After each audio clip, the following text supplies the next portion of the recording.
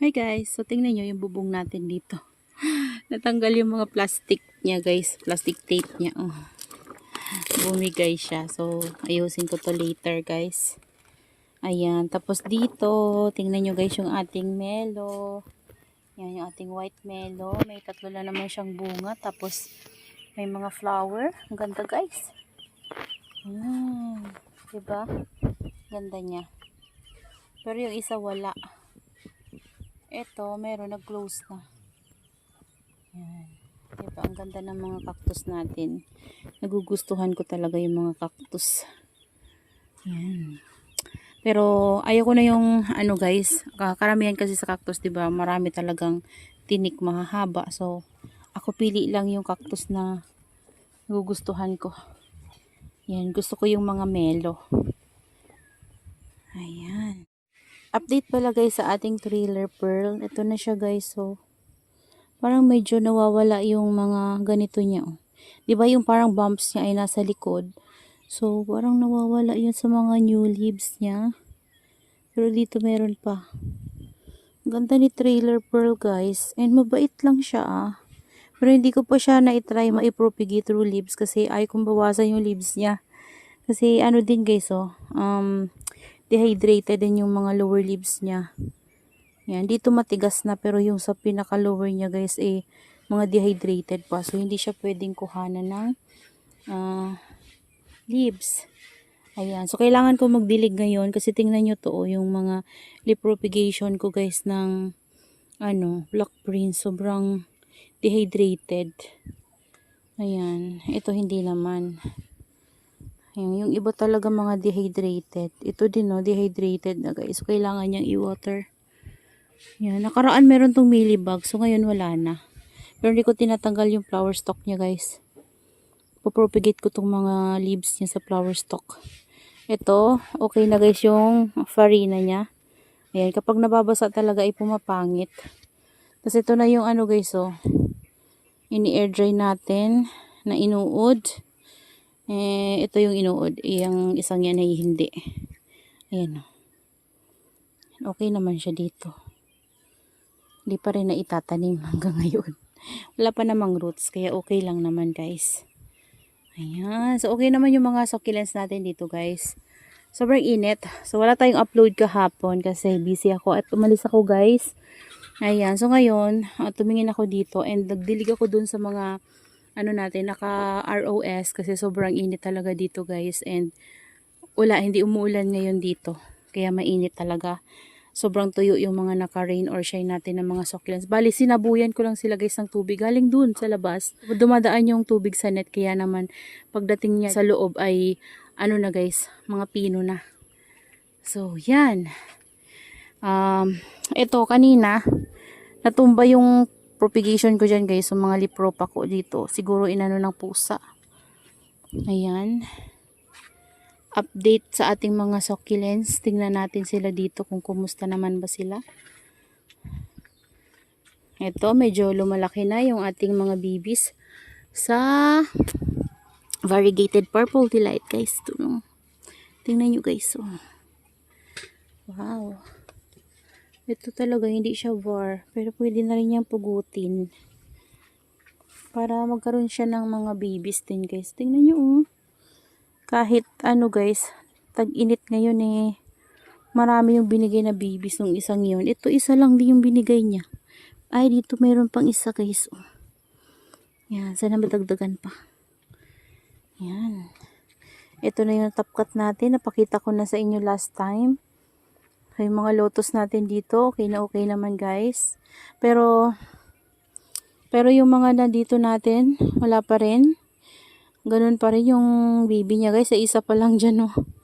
The rest wala pa talaga. Wala akong nakikita.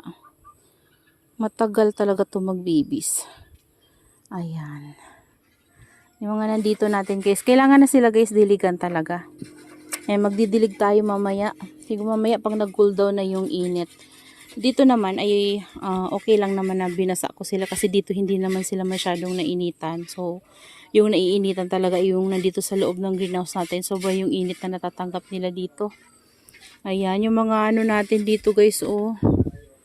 Mga propagation, ito halo-halo. Si Aaron P, si Ellen, tapos merong Choco Moonstone. Ayan, and marami tayong Mendoza. Ayan, mga cuttings lang natin yan guys. Ito tinanggal ko guys oh. Nabali kasi to. Near dry ko. So okay na siya ngayon. Si Lovely Rose to. Ayan, may tatanim ko na siya ulit. Diyan lang, patong lang natin. Ganyan lang. Kailangan na nila talaga guys ng dilig. Yung mga pinukuha na natin ng cuttings guys. So, meron ng mga babies. Dami na. Ito dehydrated na guys oh. Kasi dito sobrang nainitan. Tingnan nyo oh. Oh, natutuyuan na guys. Sana hindi ma-sunburn yung mga niya guys. Mga stem niya. Kulang na talaga sila sa water. Kailangan ko nang diligin guys. Later kapag nag-cool down talaga guys yung yung soil nila. Hindi ko pa pwedeng diligin ngayon kasi yan, mararat yan. Mainit pa yung soil nila. So, ito na yung update sa mga babies natin na kinuha before guys. Ayan, mga maliliit pa to. So, ngayon lumalaki na sila. Ayan, ito si Sphinx. Si Cheesecake. At si Pink Puppet. Ayan. Ito, kumakapal na naman yung mother na pinagkuhanan natin. Yung mga ganito lang yan guys sa mga babies na mga nilagay natin dyan. O, tingnan nyo. O, diba?